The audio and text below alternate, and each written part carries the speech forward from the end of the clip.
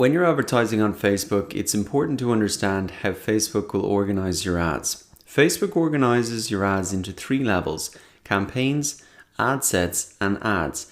And this structure makes it easier for you to organize and optimize the performance of your ads.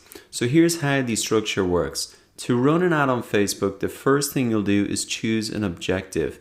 For example, you may want to run a campaign to get traffic, to generate leads, or to increase conversions. For each different objective that you have, you will set up a separate campaign.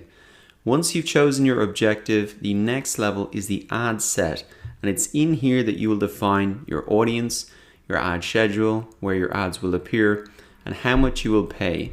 At the ad level, it's all about what people will see, and it's here you will define your ad creative, or what will appear in your ad, like the image you use, the link that you get people to click on, and the messaging within the ad. The key benefit of this ad structure is not only that it breaks down the steps to creating a campaign, but it lets you test which ads perform better. For example, if you run a campaign to get traffic to your website, you could test the responsiveness of different audiences at the ad set level by creating a separate ad set.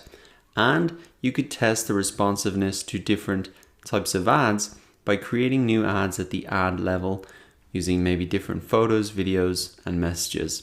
And with the ads reporting tool, you will then be able to see which audiences respond most and which ads perform the best, so that you can really do more of what's working and get more out of your advertising campaigns. Now that you understand the Facebook ad structure and how it can help you optimize your campaigns, the next step for you is to create your first ad, and that's what we're going to start doing in the next lecture.